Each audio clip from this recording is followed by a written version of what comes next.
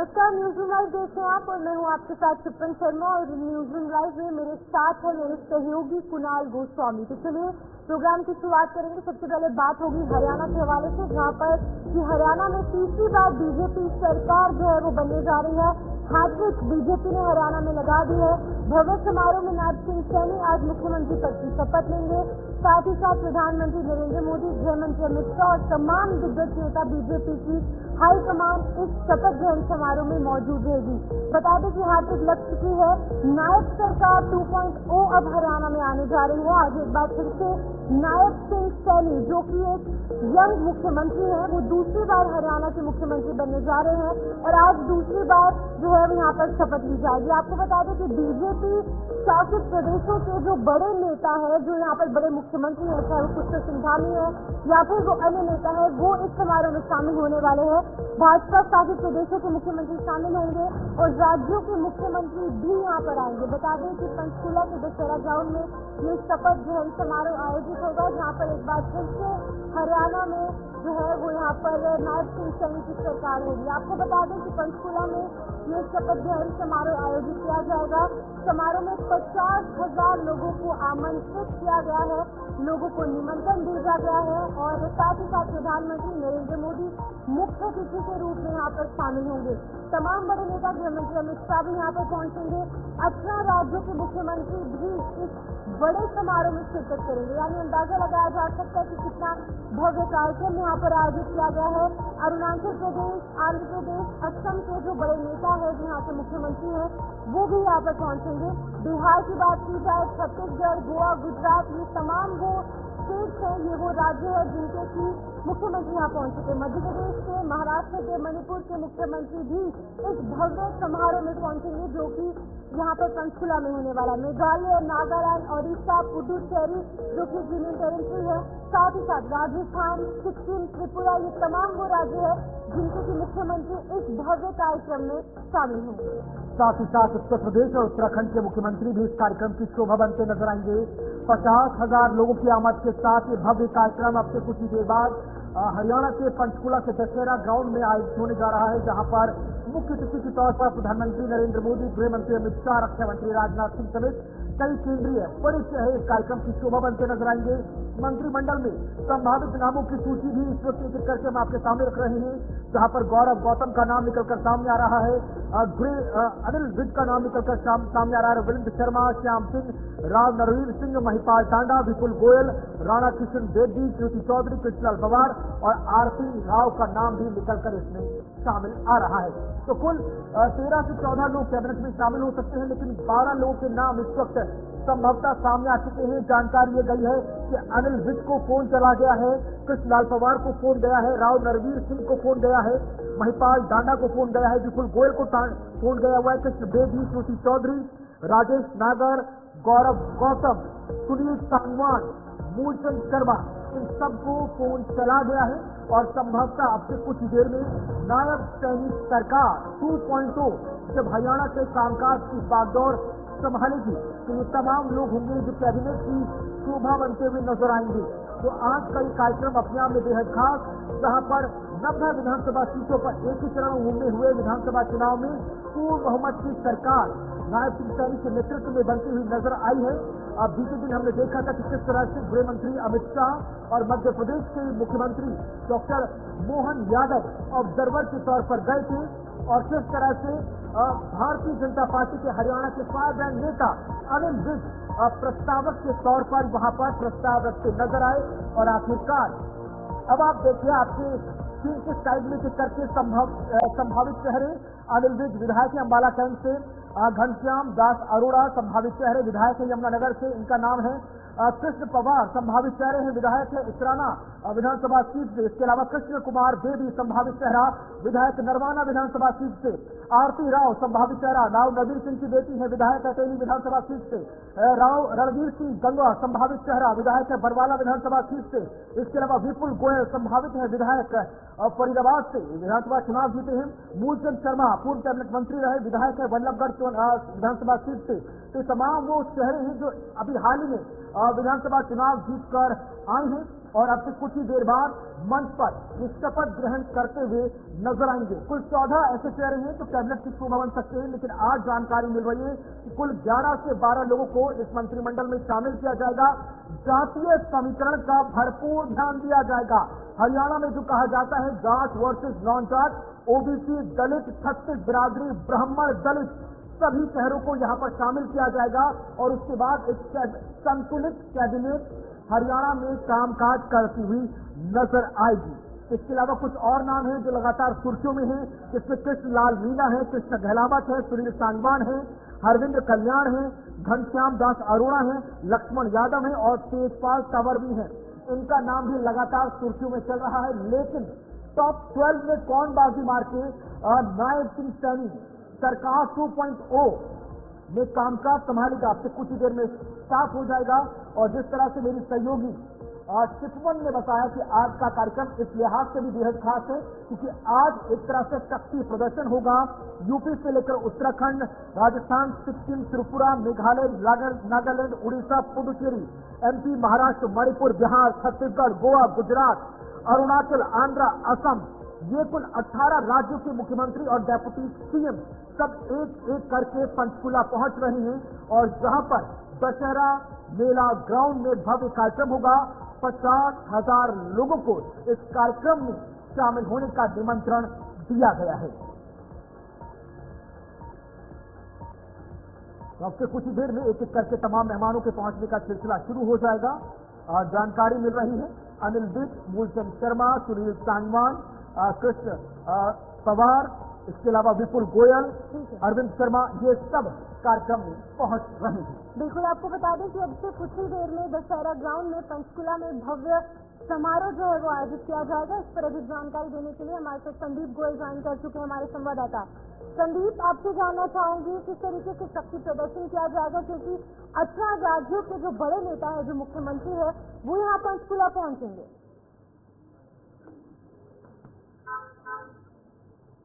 संदीप, आप सुन पा रहे हैं? तो आपको बता दें कि यहाँ पर आज नायब सिंह सैनी दूसरी बार मुख्यमंत्री पद के लिए शपथ ग्रहण समारोह में यहाँ पर भाग लेंगे और शपथ यहाँ पर ली जाएगी, क्योंकि हैट्रिक लग चुकी है बीजेपी की। तीसरी बार बड़ी जीत यहाँ पर भारतीय जनता पार्टी की हुई है हरियाणा में। नतीजे यहाँ पर 8 अक्टूबर को निकलकर सामने आए थे, जिसमें कि एब्सोल्यूट मेजॉरिटी यानी कि पूर्ण बहुमत के साथ बीजेपी ने हरियाणा में सरकार बनाना जो है वो शुरू कर दिया था। और अब यहाँ पर आज शपथ ग्रहण समारोह होगा, जिसमें कि 18 अलग अलग राज्यों और केंद्र शासित प्रदेशों के जो बड़े चेहरे हैं, मुख्यमंत्री है, वो यहाँ पर शिरकत करेंगे। तो एक बार फिर से हमारे साथ संदीप गोयल ज्वाइन कर चुके हैं। संदीप, आपसे जानना चाहूंगी, 18 राज्यों के मुख्यमंत्री यहाँ पर शामिल होने वाले हैं, किस तरीके का भव्य कार्यक्रम यहाँ पर आयोजित किया जाएगा? शक्ति प्रदर्शन भी देखने को मिलेगा भारतीय जनता पार्टी द्वारा। देखिए, बहुत बड़ा कार्यक्रम जो है इसको रखा गया है और 18 राज्यों के मुख्यमंत्री के साथ साथ उप मुख्यमंत्री हों, चाहे केंद्रीय मंत्री हों, खुद अमित शाह गृह मंत्री पहुंच रहे हैं, प्रधानमंत्री नरेंद्र मोदी का पहुंचने का जो है कार्यक्रम रखा गया है। तो ये समझा जा सकता है कि हरियाणा में अब एक नई सरकार जो बन रही है वो अपनी पूरी तरह से एक उत्साह और एक जोश के साथ जो है इस कार्यक्रम को कर रही है और एक जो शक्ति प्रदर्शन कहें कि भारतीय जनता पार्टी का वो नजर आएगा, क्योंकि इसके बाद जो है झारखंड और महाराष्ट्र में जो चुनाव होने हैं उसका असर भी जो है देखने को मिल सकता है। तो ऐसे में एक पूरी तरह से जो कार्यक्रम है वो जो है तैयार है। वहाँ पर भारी पुलिस फोर्स के साथ साथ बड़े जो अधिकारी हैं वो वहाँ पर जो है ड्यूटी लगाई गई है उनकी। और अब के बाद कुछ ही देर बाद जब ये प्रोग्राम शुरू होगा, सबसे पहले नायब सिंह सैनी मुख्यमंत्री की शपथ ग्रहण करेंगे और उसके बाद 11 से 12 ऐसे संभावित जो नाम सामने आ रहे हैं जिनका जिक्र हम कर रहे हैं लगातार स्क्रीन पर, उनमें जो है मंत्री बनाए जाएंगे। हालांकि अभी और भी नई जो बातें सामने निकल कर आ रही हैं उसमें ये भी कहा जा रहा है कुणाल कि 2 बार जो है हरियाणा सरकार में मंत्री रहे थे, कैबिनेट मंत्री रहे मूलचंद शर्मा, इस बार उनको मंत्री जो है नहीं बनाने के अलावा उनको जो है स्पीकर बनाया जा सकता है। तो गौरव गौतम जो पहली बार विधायक बने हैं पलवल से, उनको जो है मंत्री बनाया जा सकता है। तो ये भी जो है संभावित नाम जो है आगे निकल कर आ रहे हैं। हालांकि बड़ा सवाल है कि 57 साल के इतिहास में पहली बार कोई राजनीतिक दल तीसरी मर्तबा सरकार बनाने में सफल रहा है। न सिर्फ सरकार बनाने में एब्सोल्यूट मेजॉरिटी पूर्ण बहुमत के साथ, लिहाजा एक बैलेंस कैबिनेट की उम्मीद हर कोई कर रहा है। ऐसी कैबिनेट जिसमें जाट भी हो, जिसमें नॉन जाट भी हो, ओबीसी का प्रतिनिधित्व भी हो, दलित भी हो, छत्तीस बिरादरी भी हो, ब्राह्मण चेहरा भी हो, महिला भी चेहरा नजर आए, साथ ही साथ युवा को भी मौका मिले। बिल्कुल कुणाल, बिल्कुल। देखिए, यही चीजों को ध्यान में रखते हुए पार्टी ने जिन मंत्रियों का नाम जो है आगे लेकर आई है, उनमें सभी जातियों को, सभी को साधने का प्रयास किया जाएगा। कोई नाराज ना हो, किसी को नाराजगी ना आए, इसी को लेकर सभी समाज से जो है 2 या फिर 1 मंत्री जो है नियुक्त किए जाएंगे, उनको विभाग दिए जाएंगे। सबसे बड़ा जो है जाटों को साधने का हो, एससी ओबीसी मोर्चा में खुद नायब सिंह सैनी आते हैं, उसके बाद पंजाबी बिरादरी सैनी भी जाते हैं। तो वहीं जो है ब्राह्मण समाज से मूलचंद शर्मा का नाम जिस तरह से आगे चल रहा था, अभी ये कहा जा रहा है कि गौरव गौतम को जो है पलवल से जो विधायक बनकर आए हैं, उनको मंत्री बनाया जा सकता है। तो ऐसे में ब्राह्मण जो है शामिल किए जाएंगे, या अरविंद शर्मा हो, चाहे मूलचंद शर्मा या फिर गौरव गौतम।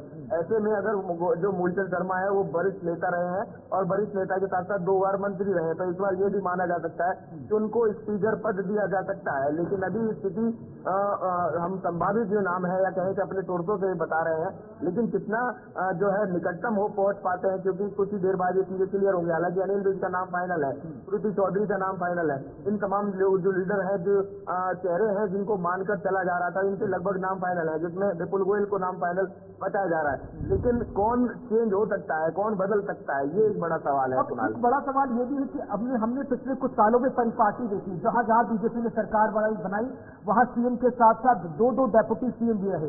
लेकिन इस बार ये साफ हो गया है कि इस बार हरियाणा में पूर्ण बहुमत की सरकार होने के बावजूद भी मध्य प्रदेश, छत्तीसगढ़, राजस्थान, उड़ीसा ये और बिहार की बात कर ले, महाराष्ट्र की हम बात करें, इन सब पैटर्न से इतर इस बार यहाँ कोई डेप्यूटी सीएम नहीं होगा।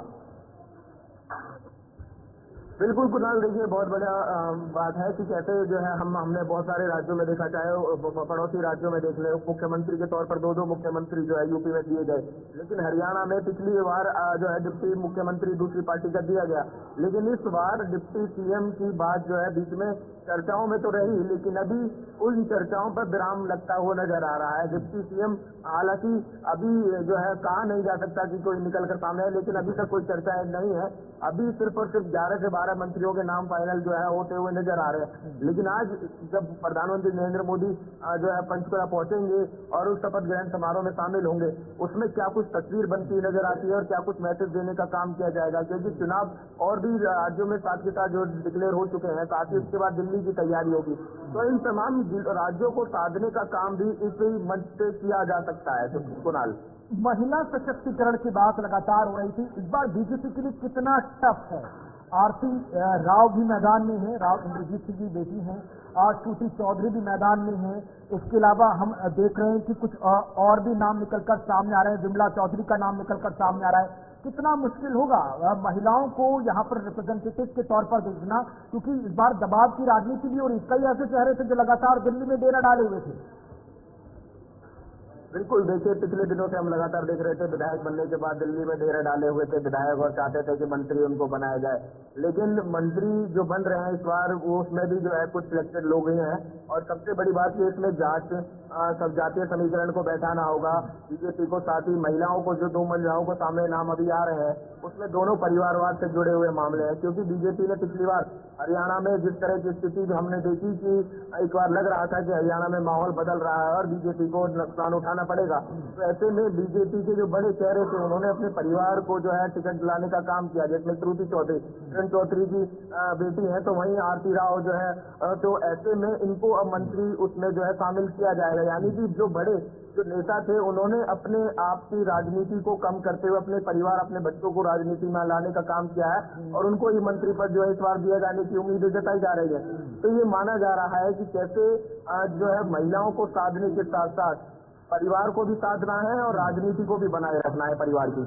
चलिए, शुक्रिया आपका संदेश हमारे साथ जुड़ने के लिए, सीधे लाइव और ताज़ा अपडेट तमाम दर्शकों तक साझा करने के लिए।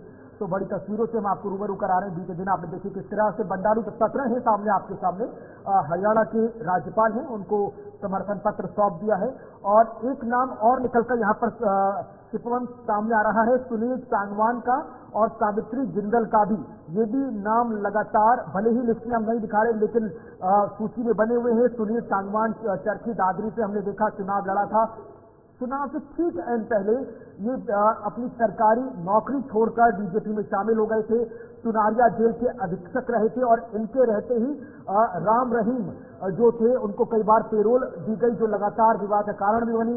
दूसरा नाम निकलकर सामने आ रहा है कुरुक्षेत्र से बीजेपी सांसद नवीन जिंदल की माताजी सावित्री जिंदल का, जिन्हें जब हिसार से टिकट नहीं दिया गया तो वो निर्दलीय मैदान में उतर गई और मैदान में न सिर्फ उतरी, चुनाव भी जीता। चुनाव जीतने के बाद जैसे कि संकेत मिल रहे थे उसके बाद बीजेपी को सपोर्ट भी कर दिया और बीजेपी के बड़े दिग्गज नेता धर्मेंद्र प्रधान, विप्लव देव सब उन्हें मनाने के लिए उनके घर तक पहुंचे थे। तो लिहाजा हो सकता है कि यहाँ पर भी दबाव की राजनीति हो और इन्हें भी शायद लिस्ट में देर रात ही सही नाम अपडेट कर दिया जाए। बिल्कुल, आपको बता दें कि इसी बीच हम अगली खबर की ओर बढ़ेंगे। अगली खबर जो है वो पंजाब से सामने आ रही है। अगली खबर की बात करेंगे जहां पर नेशनल डेमोक्रेटिक अलायंस की आज घटक दलों की बैठक होने जा रही है। चंडीगढ़ में आज ये बैठक होगी। प्रधानमंत्री नरेंद्र मोदी इस बैठक की अध्यक्षता करने वाले हैं।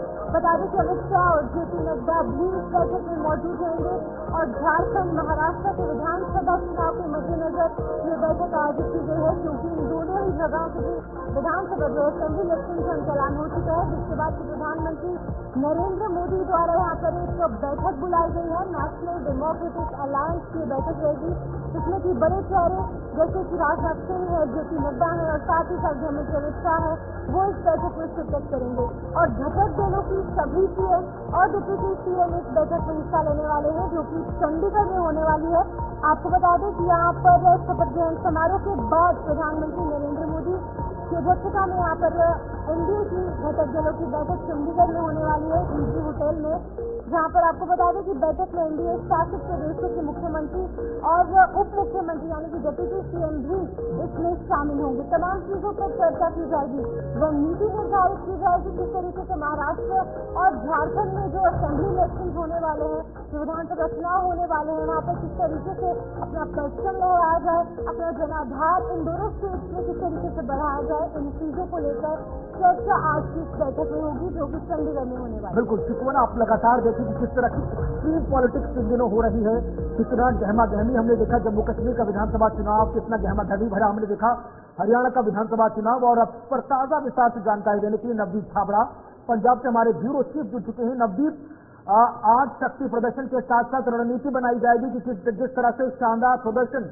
बीजेपी ने हरियाणा में किया, जम्मू कश्मीर में उसकी सीटें 2014 के मुकाबले बढ़ गई, भले ही वहां पर सरकार न बनी हो, लिहाजा महाराष्ट्र और झारखंड हाथ से नहीं जाना चाहिए।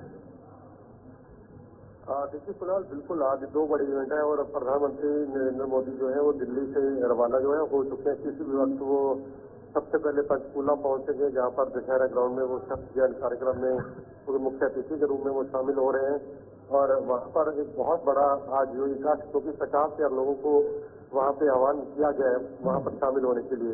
लेकिन उससे कुछ बात क्योंकि अचानक से ये बैठक रखी गई है चंडीगढ़ के अंदर जो होटल ललित है चंडीगढ़ का, वहां पर ये बैठक होगी और 3 बजे के आसपास 3 साढ़े 3 बजे के आसपास ये बैठक जो है वो शुरू हो जाएगी। तो बड़ा जाहिर सी बात है कि 20 के आसपास जो मुख्यमंत्री, इसके अलावा डिप्टी सीएम, जितने भी बीजेपी की सरकारें हैं जहाँ पर या बीजेपी की सहयोगी सरकारें हैं, उन तमाम राज्य के मुख्यमंत्री, डिप्टी सीएम और वहाँ के जो बड़े आला अधिकारी बीजेपी के जो दिग्गज नेता है पूरे ऑल ओवर इंडिया से, वो यहाँ पर हिस्सा लेने के लिए पहुंच रहे हैं। केंद्रीय मंत्री तमाम जो है वो भी आज यहाँ पर चंडीगढ़ के अंदर है। तो एक बहुत बड़ा मंथन जो है एनडीए के अंदर आज किया जाएगा।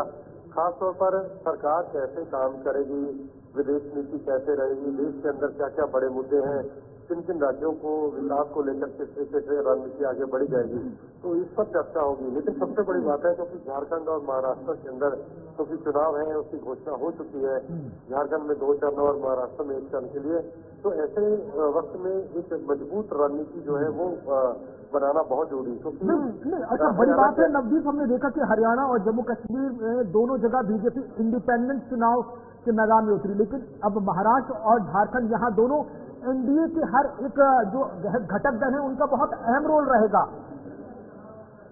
देखिए कुणाल, बिल्कुल, क्योंकि दोनों ही राज्यों में घटक दलों के साथ चुनावी मैदान में बीजेपी उतरेगी और महाराष्ट्र के अंदर तो दो पार्टियों के साथ गठबंधन है, यानी कि वहां पर एक तरीके से बीजेपी सबसे बड़ी पार्टी, उसके बाद उद्धव, हम कह सकते हैं शिवसेना, और उसके बाद पवार ग्रुप जो है गुट है, उनको भी सीटें देनी है। तो जाहिर सी बात है कैसे समन्वय बैठाया जाएगा, झारखंड के अंदर कैसी रणनीति होगी। और सबसे बड़ी बात आपने देखा होगा कुणाल कि हरियाणा के अंदर एक इतिहास रचा, इस पर लगातार तीसरी बार, पहली बार हुआ इतिहास में कि पहली बार किसी पार्टी ने तीसरी बार वहां पर अपनी सरकार और सबसे बड़ा जनाधार के साथ दोहराई है। तो ऐसे में बीजेपी जो है वो बहुत, हम कह सकते हैं, विश्वास में है। उसके तमाम नेता जो विश्वास से भरे हैं, और यही कारण है कि जल्दी से चुनावों का ऐलान भी किया गया, क्योंकि इम्पैक्ट जो होता है वो दूसरे राज्यों में कहीं ना कहीं नजर भी आता है। तो यही कारण है कि आज बीजेपी के तमाम दिग्गज महाराष्ट्र को लेकर एक बड़ी रणनीति तय करेंगे कि 288 सीटों पर कैसे, वहां पर एक एक सीट पर कैसे रणनीति होगी। जिस तरीके से हरियाणा के अंदर चुनाव लड़ा गया, एक एक सीट पर तमाम तरीके से मंथन किया गया, क्योंकि ज्यादा समय नहीं है। क्योंकि अगर हम देखें झारखंड के अंदर 25 तारीख को लास्ट डेट है नॉमिनेशन की, तो ऐसे में बहुत ज्यादा वक्त नहीं बचा। आज 17 तारीख होने वाली बात यहाँ पर ये भी है कि महाराष्ट्र की अगर बात करें या फिर खास तौर पर झारखंड के हवाले से बात करें तो बड़े फेरबदल वहाँ पर हुए हैं। पॉलिटिकल एंगल्स जो है वो बदले हैं, क्योंकि फॉर्मर जो चीफ मिनिस्टर रहे हैं यहाँ पर चंपल सोरेन, उन्होंने भाजपा ज्वाइन की है, जिसकी वजह से भाजपा का जनाधार बढ़ता नजर आ सकता है। क्योंकि आज भी उनकी साउंड कॉलिंग काफी ज्यादा थी, काफी लोकप्रिय नेता भी रह चुके हैं। तो किस तरीके से समीकरण बदल सकते हैं झारखंड में इस बार? देखिए, झारखंड के अंदर करप्शन एक बहुत बड़ा मुद्दा है, जिसको बीजेपी इन चुनावों के अंदर अपना हथियार बनाएगी। क्योंकि हमने देखा पूर्व मुख्यमंत्री जेल के अंदर रहे, और उसके बाद जिस तरीके से दोबारा उन्होंने टेक ओवर किया, तमाम चीजें जो है, करप्शन एक बहुत बड़ा मुद्दा है झारखंड के अंदर।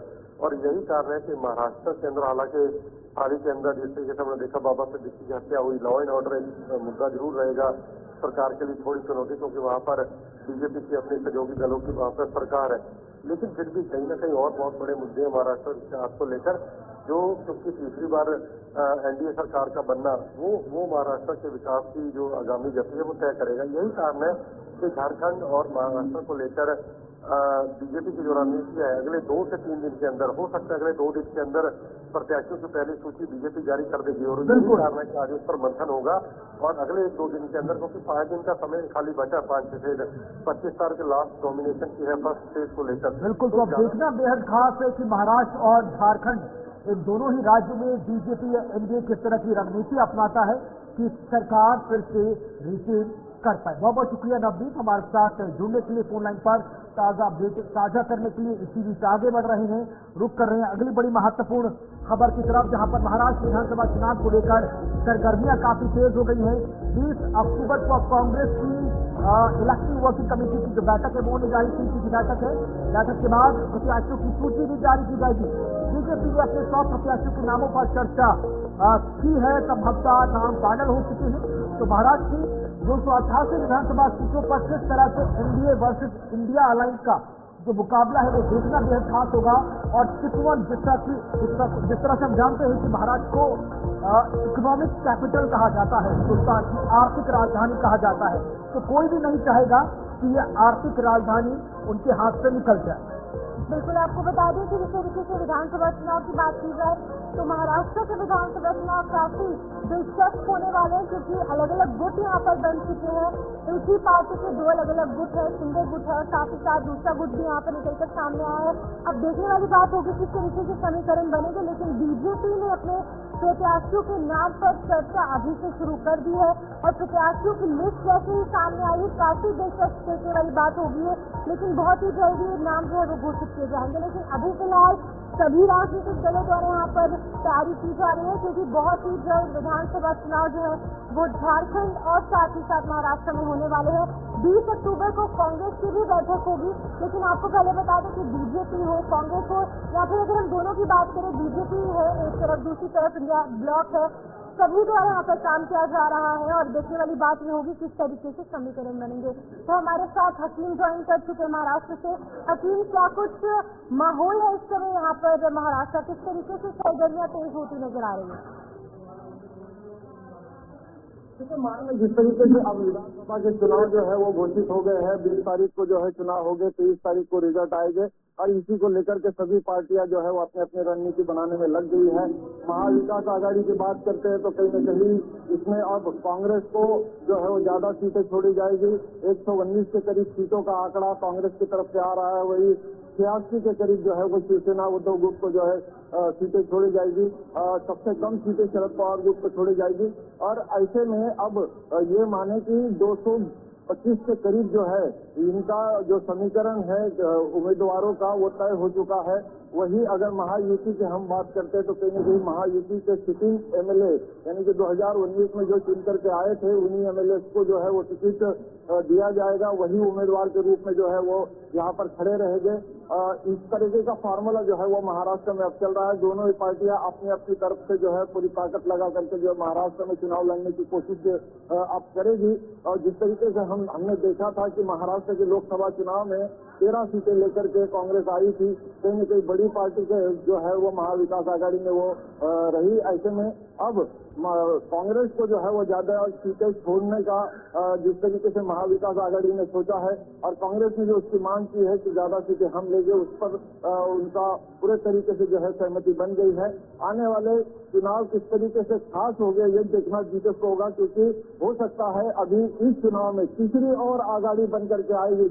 जो दलों को जो है महायुति ने या फिर महाआघाड़ी ने अपने अंदर शामिल नहीं किया है, वो जो दल है वो अब बाहर रहकर तीसरी आघाड़ी बनाने की जो है वो तैयारी कर रहे हैं, जिसमें खास तौर से हम देखते हैं एमआईएम की अगर बात करते हैं या फिर और कोई जो घटक दल है उनकी बात करते हैं, वंचित बहुजन आघाड़ी उसमें शामिल हो सकती है। फिर मराठा आंदोलन का मुद्दा है, उसको लेकर के जरांगे पाटिल हो सकते हैं, वो भी तीसरी आघाड़ी में शामिल हो सकते हैं। तो महाराष्ट्र में अब ये जो सरगर्मियां हैं बढ़ती जा रही है, जिस तरीके से दोनों दल है यानी कि महायुति और महाआघाड़ी महाविकास आघाड़ी इसको चुनौती देने के लिए तीसरा घटक दल निर्माण होता है कि इस पर नजर बनाए। अगर हम महाराष्ट्र को इस विधानसभा चुनाव को लोकसभा चुनाव से कंपेयर करके देखें तो 48 में से 48 लोकसभा सीटों में महाराष्ट्र की विदर्भ और नांदेड़ वाला इलाका था, वो मैक्सिमम ऐसा इलाका था जहां पर एनडीए के जो तमाम चेहरे थे वो जीतते हुए नजर आए थे।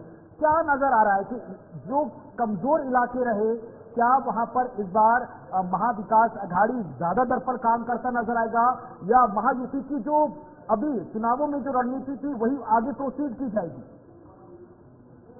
देखिए, महाविकास आघाड़ी ने जिस तरीके से अपना समीकरण बनाया है वो जिस तरीके से लोकसभा चुनाव के तर्ज पर बनाया गया था उसी तरीके से विधानसभा के तर्ज पर पूरे तरीके से वो जोरों शोरों से जो है पूरे तैयारियां कर चुके हैं। उद्धव गुट ने भी साफ कर दिया। इससे पहले बात हुई थी मुख्यमंत्री के चेहरे को सबसे पहले जो है वो बताया जाए जनता को कि मुख्यमंत्री कौन होगा। इस पर कांग्रेस और शरद पवार गुट ने जो है इन्होंने नाराजगी जताई कि उन्होंने कहा था कि जब तक के सीटें चुन करके नहीं आती किसकी कितनी सीटें चुन करके आएगी इस पर ये डिपेंड करेगा कि सीएम किसका बनेगा। और ये बात जो है फिर पीछे जो है वो गिर गई। शिवसेना ने इससे भी कहीं न कहीं पीछे हाथ ले ली थी, लेकिन आने वाले समय में ये मुद्दा जो है वो गर्मा सकता है कि सीएम का उम्मीदवार किसे होगा, क्योंकि इससे पहले कि देवेंद्र फडणवीस से पूछा गया कि इस बार महाराष्ट्र विधानसभा चुनाव में क्या सीएम के लिए आप तैयार हैं, तो उन्होंने कहा था कि हमारे सीएम हमारे बगल में बैठे हैं, वो एकनाथ शिंदे को रिप्रेजेंट कर रहे थे। मतलब कि इस बार का विधानसभा चुनाव जब एनडीए लड़ रहा है तो एकनाथ शिंदे के चेहरे पर लड़ा जाएगा, जबकि उद्धव ठाकरे सीएम की कुर्सी को की वजह से एनडीए छोड़कर यहां पर इंडिया अलायंस में शामिल हो गए थे। तो क्या इंडिया अलायंस के लिए इस बार महाराष्ट्र विधानसभा चुनाव आसान रहेगा? कुणाल, देखिए, जिस तरीके से भले ही आज देवेंद्र फडणवीस जो है वो कहीं न कहीं एकनाथ शिंदे के अगुवाई में जो है वो चुनाव लड़ रहे हैं, लेकिन कहीं न कहीं आने वाले समय में अगर हम बीजेपी के खेमे की बात करते हैं तो चर्चाएं जरूर निकल के आ रही है कि सीएम पद का दावेदार जो है वो कहीं न कहीं देवेंद्र फडणवीस को जो है वो बनाया जा सकता है, क्योंकि 150 से ज्यादा सीटें बीजेपी जो है वो उनके उम्मीदवार को यहाँ पर खड़ा कर रही है। अमित शाह ने साफ तौर से एकनाथ शिंदे से बात करते हुए ये कहा था कि हमने कॉम्प्रोमाइज किया है, तुम्हें कहीं न कहीं हमारे कैंडिडेट को पीछे रख करके तुम्हें सीएम बनाया है, तो आपको भी फ्लेक्सिबल होना पड़ेगा और इस चुनाव में ज्यादा सीटें हमें देनी पड़ेगी। तो इसी तर्ज पर जो है अब सीटों का बंटवारा होगा। बीजेपी ज्यादा सीटें लेकर के जो है और ज्यादा उम्मीदवारों को खड़ी करेगी। उसके बाद जो है एक बार शिंदे जानकारी देने के लिए तो हकीम देशमुख यहाँ पर महाराष्ट्र विधानसभा चुनाव के हवाले से अपडेट करेंगे कि किस तरीके से समीकरण बनेंगे वो भी आपको बताएंगे। लेकिन अभी फिलहाल की अगर बात की जाए तो सरगर्मियां वहाँ पर तेज हो चुकी है। यहाँ पर वक्त एक छोटे से ब्रेक का जल्द वापस लौटेंगे।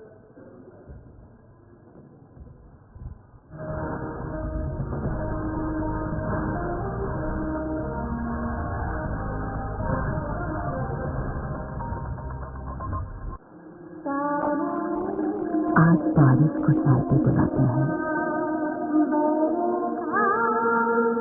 मचाती बूंदों को थमने सिखाते हैं, बारिश को सुकून का स्वाद सिखाते हैं। राहता प्रधानमंत्री फसल बीमा योजना प्राकृतिक आपदा की स्थिति में बीमा द्वारा किसानों को आर्थिक सुरक्षा देने की ओर एक कदम।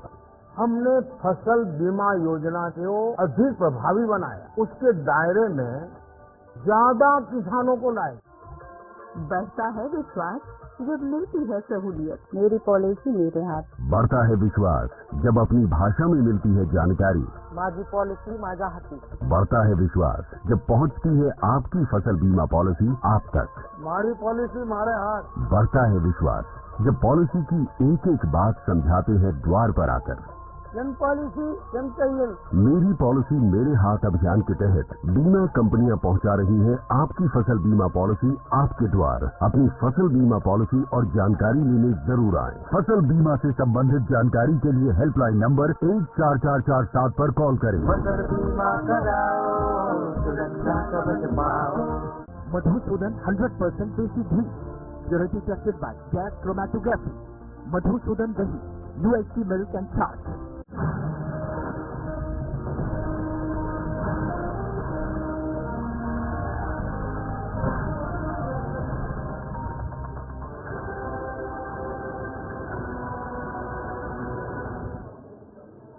चलिए स्वागत है आप सबका छोटे से ब्रेक के बाद अगली खबर की ओर बढ़ेंगे, जहां पर हमने महाराष्ट्र विधानसभा चुनाव के हवाले से बात की। अब आगे बढ़ेंगे जहां पर कि उत्तर प्रदेश में उपचुनाव को लेकर तैयारी शुरू हो चुकी है। जहां पर 10 अलग अलग सीटों पर जो चुनाव है वो होंगे। मैनपुरी में भी एक सीट पर उपचुनाव देखने को मिलेगा। उपचुनाव को लेकर प्रशासन ने तैयारियां तेज कर ली है और चुनाव के लिए यहाँ पर 350 से अधिक मतदान जो है वो केंद्र बनाए गए हैं। और यूपी में उपचुनाव को लेकर तैयारी जिस तरीके से शुरू हो चुकी है, चुनाव के लिए 351 मतदान केंद्र बनाए गए हैं और 3,82,000 से अधिक मतदाता यहाँ पर निकलकर सामने आ रहे हैं।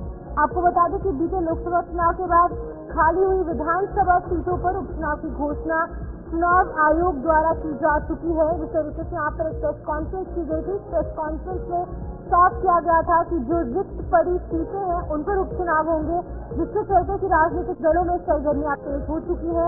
उत्तर प्रदेश की अगर बात करें तो 9 अलग अलग सीटों पर चुनाव होने तय हो चुके हैं और वहीं पर मैनपुरी में भी विधानसभा सीटों को लेकर चुनाव होंगे। इसी बीच क्या कुछ कहना है, यहाँ पर प्रक्रिया सामने आई है, पहले आप ये सुनिए।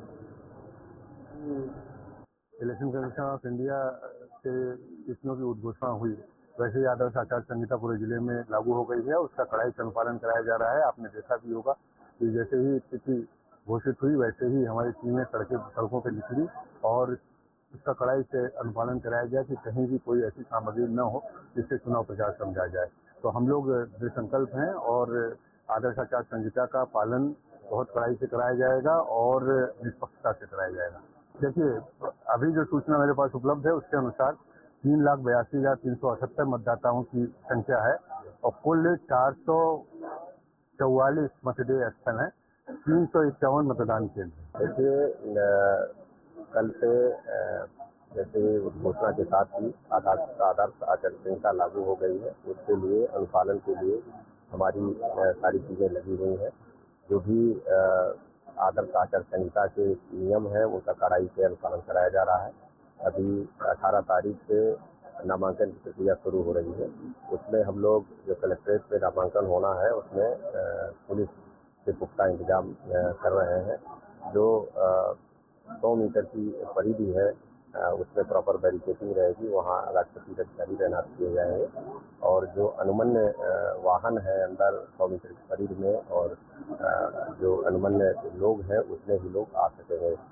जहाँ तक डिप्लॉयमेंट की बात है वो पूरे विधानसभा में जो पहले से पैरामीटर है जो अति संवेदनशील हाइपरटेंसिव होते हैं उनसे पैरामिलिट्री फोर्स की व्यवस्था रहती है, वो अभी हम लोग मांग करेंगे, उसके साथ जो उपलब्धता होगी उसके हिसाब से उनको डिप्लॉय किया जाएगा। साथ ही जो बूथों पर होता है, पोलिंग सेंटर पे होता है, वो जनपद के बाहर का पुलिस बल लगता है और जो हमारे लॉ एंड ऑर्डर में होता है वो जनपद में जो उपलब्ध पुलिस बल होता है उसको लगाया जाता है। तो पूरे पुख्ता इंतजाम इससे सुरक्षा व्यवस्था के किए जाएंगे। तो आपने सुना किस तरीके से अधिकारियों द्वारा तमाम चीजों को लेकर अपडेट किया जा रहा है कि प्रशासनिक तौर पर तमाम तैयारियां जो है वो पूरी हो चुकी है। अब किस तरीके से चुनाव होंगे, क्योंकि यहाँ पर 3,82,000 से ज्यादा मतदाता है और साथ ही साथ 351 मतदान केंद्र भी बनाए गए हैं। तो अनिल हमारे साथ ज्वाइन हो चुके हैं मैनपुरी से। अनिल, आपसे जानना चाहूंगी किस तरीके से तैयारियां वहाँ पर हो रही हैं, क्योंकि पूरे उत्तर प्रदेश में 9 सीटों पर उपचुनाव होने हैं और एक मैनपुरी की सीट भी तय हो चुकी है, क्या कुछ कहेंगे?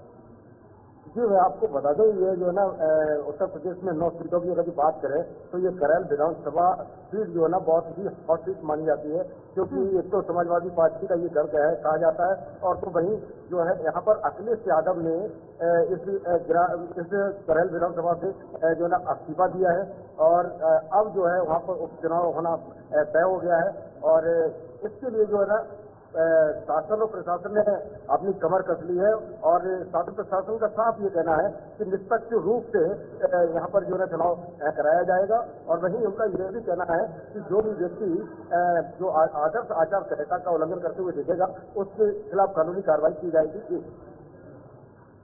अनिल, जानना चाहूंगी जिस तरीके से अगर हम बात करेंगे लोकसभा चुनाव की, तो लोकसभा चुनाव में बीजेपी का प्रदर्शन उतना अच्छा नहीं रहा था। अब किस तरीके से रणनीति बनाई जा रही है कि ज्यादा से ज्यादा सीटें इस बार बीजेपी की झोली में आएंगी? जी, अगर जो हम आप बात करें तो यहाँ बीजेपी की अगर जो बात करें मैनपुरी में तो बीजेपी हालों को चैन लगाने का काम पूरा कर रही है। कहीं तो जो है ना मंत्री और तो कहीं कैबिनेट मंत्री तो कहीं जो है ना क्षेत्रीय नेता घर घर में कवायद करते हुए दिख रहे हैं, चुनाव प्रचार करते हुए दिख रहे हैं। हालांकि राजनीतिक दल की जितने भी कार्यकर्ता और पार्टियां हैं वो अपने मतदाताओं को रिझाने में जुटी हुई है, लगातार अपने प्रत्याशी के हित में मतदान करने की अपील करते हुए नजर आ रहे हैं। ऐसा देखने को मिल रहा है क्षेत्र में। अगर हम बात करें यहाँ पर मतदाताओं की संख्या तो आपने बताया कि जिस तरह से 3,82,378 मत। तो चलिए, अनिल यहाँ पर अपडेट कर रहे थे मैनपुरी से कि 9 सीटों पर उत्तर प्रदेश में उपचुनाव होंगे और उपचुनाव को लेकर प्रशासनिक तौर पर भी तैयारियां पूरी हो चुकी हैं। वहीं पर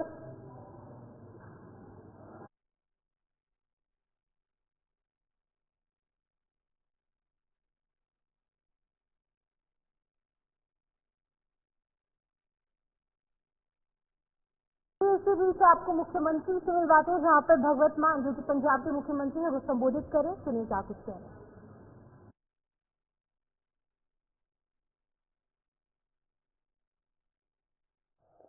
तो पूरी दुनिया ਦੇ ਵਿੱਚ ਜਿਹੜੀ ਰਾਮਾਇਣ ਹੈ ਉਹਦੀਆਂ ਜਿਹੜੀਆਂ ਸਿੱਖਿਆਵਾਂ ਨੇ ਉਹ ਅੱਜ ਵੀ ਸਾਰਥਕ ਨੇ।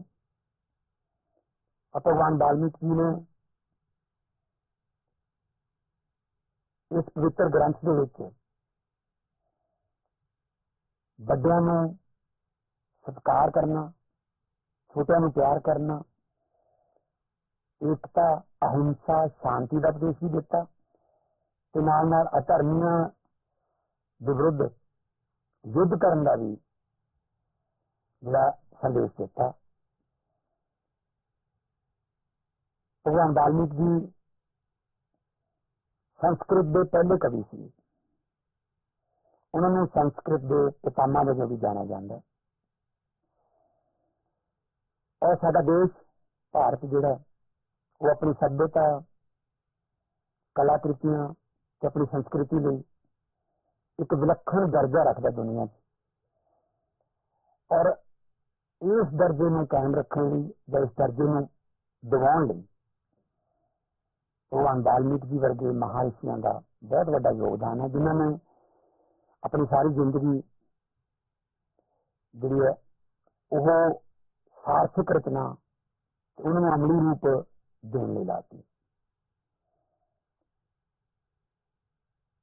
भगवान वाल्मीकि जी के जीवन का पंजाब नाल भी गूढ़ा संबंध है। लव कुश भगवान राम जी के जोड़े बच्चे से उन्होंने मुढ़ली सिक्ख्या वो पंजाब की धरती अमृतसर विखे अज भी राम तीर्थ भगवान वाल्मीकि का मंदिर है, जिथे लखा लोग आके दर्शन करते हैं, अमृतसर विखे स्थित है। और भगवान वाल्मीकि जी के जो सिक्ख्यावां ने अहिंसा दियां, मानवता जो कायम रखण दियां, समाजिक कदरां कीमतां मर्यादा उन्होंने कायम रखण दियां, मर्यादा पुरुषोत्तम भगवान राम जी के जीवन बारे जो चानना पाया हुआ है। अज भी दुनिया जी लखां की तादाद के पूरे देश च नहीं पूरी दुनिया के नतमस्तक होंगी है। सो पंजाब सरकार वालों आम आदमी पार्टी वालों तो साडा फर्ज बनता है कि असी भगवान वाल्मीकि जी की जिहड़ियां सिक्ख्यावां ने उन्होंने देश के कोने कोने तक, दुनिया के कोने कोने तक पहुंचाइए तो वाल्मीकि समाज उन्होंने उन्नति लई, तरक्की लई असी काम करिए, असी वचनबद्ध हैं। इसलिए मैं एक बार फिर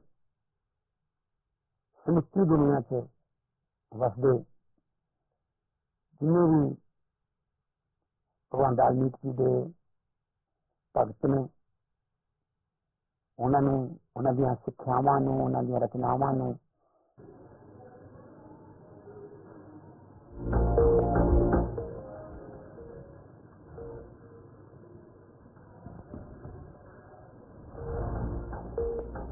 चलिए अगली खबर की ओर बढ़ेंगे, जहाँ पर उमर अब्दुल्ला जो अभी अभी जिन्होंने यहाँ पे मुख्यमंत्री पद की शपथ कर ली है, वो किश्तवाड़ में पीड़ितों से मुलाकात करेंगे।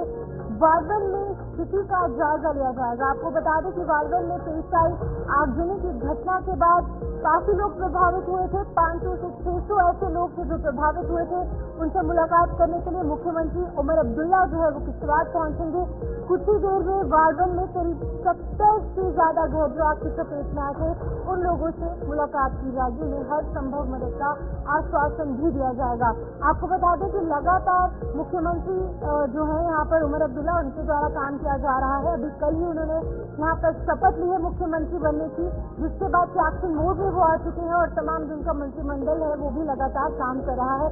जिसके बाद से आज ये खबर आ रही है कि किश्तवाड़ जो है उमर अब्दुल्ला पहुंचेंगे और पीड़ितों से मुलाकात करेंगे और हर संभव मदद का आश्वासन भी दिया जाएगा। पिछले दिनों हमने आपको अपडेट किया था कि किश्तवाड़ के वारवन इलाके में 70 से अधिक घर और दुकानें जलकर राख हो चुकी थी, जिसके बाद कि 2 दिन तक जो वहाँ पर पीड़ित लोग थे 500 से 600 जो लोग हैं उन्हें खुले आसमान के नीचे अपनी रात व्यतीत करनी पड़ी। जिसके बाद कि आज अब उमर अब्दुल्ला जो है वो किश्तवाड़ पहुंचेंगे, पीड़ितों से मुलाकात करेंगे, हर संभव मदद का आश्वासन दिया जाएगा।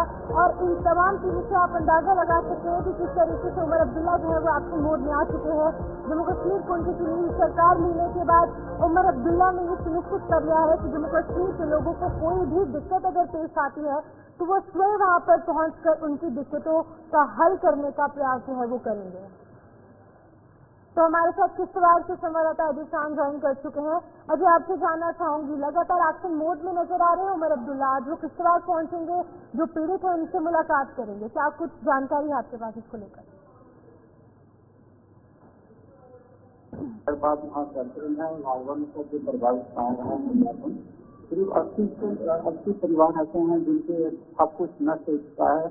और जैसे आपने कहा कि उनका आसना देख चुका है, जो तक की दूर चलकर रात हो गई, जो जिंदगी भर की कमाई थी वो लोग खो चुके हैं। हालांकि रेड क्रॉस और दूसरे एजेंसी की तरफ से कुछ मदद की गई है और एनजीओ काफी वहाँ पर एक्टिवेटेड है। आर्थिक सहायता के साथ साथ रिलीफ भी उनको दिया गया है, लेकिन उनका पुनर्वास एक चुनौती है जिसमें सरकार की अहम भूमिका रहने वाली है। और जैसे ही सरकार अपना पद संभाला है मुख्यमंत्री का उमरगुल्ला ने, तो वो एक्शन मोड में आ गए हैं और आज वहां पर वो पहुंच गए हैं। उम्मीद ये बताई जा रही है कि किस प्रकार से मर्जी और दूसरे स्थानों पर रिहेबिलिटेशन का प्रोग्राम पहले चला था, इस इलाके में भी उसी तरह से कुछ देखने को मिलेगा। हालांकि अभी बर्फबारी आने वाली है, कभी भी बर्फ गिर सकती है, तो ये चुनौतीपूर्ण रहने वाला है। लेकिन कहीं ना कहीं जो उनके जख्मों पर मरहम लगाने का काम उमरगुल्ला करने वाले हैं, ऐसी खबरें हमारे पास आ रही हैं। और ये भी अपेक्षा है कि आने वाले समय में कुछ घोषणा होगी। अजय, जिस तरीके से हम देख रहे हैं कि अभी कल ही उन्होंने यहाँ पे मुख्यमंत्री पद की शपथ ली है और एकदम से उनके द्वारा लगातार एक्शन पर एक्शन किए जा रहे हैं, लगातार लोगों के हित में काम कर रहे हैं। तो आप लोगों को क्या कुछ उम्मीद है, क्या कुछ उनके लिए एक्सप्रेसा की उम्मीद जताई जा रही है? कोई बड़ी राहत उन लोगों को मिल सकती है? क्योंकि 500-600 और 500 से 600 ऐसे लोग हैं जो कि आग की वजह से प्रभावित हुए हैं यहाँ पर। बिल्कुल, जैसे सरकार की तरफ से एक पॉलिसी तो है कि जो आग लगती है उनको इससे कंपनसेशन दी जाएगी, लेकिन जिस प्रकार से पूरा गांव उजड़ गया है, तो एक पैकेज की उम्मीद लेके वहाँ के लोग बैठे हुए हैं कि एक पैकेज दिया जाएगा जिससे पूरा गांव दोबारा बढ़ सके। क्योंकि जहाँ उनका निजी सामान सब खत्म हो चुका है, छत छीन चुकी है, वहीं जो सरकारी योजनाओं का लाभ उनको मिला था वो भी खत्म हो चुका है। तो कहीं ना कहीं एक शॉर्ट टर्म और लॉन्ग टर्म प्लान बना के इनको पुनर्वास ही संभव हो पाएगा। तो उसके लिए कहीं ना कहीं सरकार का जो फैसला आज हो सकता है कि आ जाए, उस पर सभी उम्मीदें और नजर टिकी हुई। बहुत बहुत शुक्रिया तमाम जानकारी देने के लिए। किश्तवाड़ से राजस्थान यहाँ पर तमाम चीजों को लेकर अपडेट करे थे। आज उमर अब्दुल्ला जो है वो किश्तवाड़ पहुंचेंगे। इसी बीच अगली खबर, संजीव खन्ना सुप्रीम कोर्ट के अगले मुख्य न्यायाधीश बनने वाले हैं। केंद्र सरकार ने chief justice of India Chandrachud को नाम भेज दिया है, प्रस्तावित हो चुका है और 10 नवंबर को यहाँ पर रिटायरमेंट निकलकर सामने आई थी। सीजीआई चंद्रचूड़ की 10 नवंबर को रिटायरमेंट होगी और 2 साल तक पद पर रहने के बाद अब उन्हें रिटायरमेंट मिलेगी। बता दें कि डीवाई चंद्रचूड़ जो है वो अब रिटायर हो जाएंगे, जिसके बाद की संजीव खन्ना का नाम प्रस्तावित किया गया है। अब वो न्यायाधीश के रूप में यहाँ पर सुप्रीम कोर्ट में काम करेंगे। आपको बता दें कि justice Sanjeev Khanna supreme court के यहाँ पर 51वें चीफ जस्टिस बनने वाले हैं और chief justice of India DY Chandrachud ने सरकार से उनके नाम की सिफारिश की है और सीजीआई चंद्रचूड़ जो है वो 10 नवंबर 2024 यानी कुछ ही दिनों में, लगभग 15 दिनों के बाद वो रिटायर हो रहे हैं। जिसके बाद ही संजीव खन्ना का नाम सामने आया है, उन्होंने सिफारिश की है उनके नाम की और जब कानून मंत्रालय से ऐसा करने का आग्रह किया जाता है तो इस बात पर मोहर लग जाती है। और वहीं पर अब आपको बता दें कि नए चीफ जस्टिस ऑफ इंडिया अब संजीव खन्ना होंगे, क्योंकि 10 नवंबर को सीजीआई चंद्रचूड़ जो है DY Chandrachud chief justice of India जिन्होंने कि 2 साल तक इस पद पर यहाँ पर अपना काम किया है, सेवानिवृत्ति करने के बाद अब उन्हें यहाँ पर रिटायरमेंट मिल जाएगी। आपको बता दें कि 13 मई 2025 को जस्टिस खन्ना जो है वो रिटायर होंगे और सुप्रीम कोर्ट जज के तौर पर जस्टिस खन्ना 65 फैसले जो है वो लिखते नजर आएंगे। तो चलिए फिलहाल न्यूज रूम लाइव में इतना ही, मुझे दीजिए इजाजत, नमस्कार।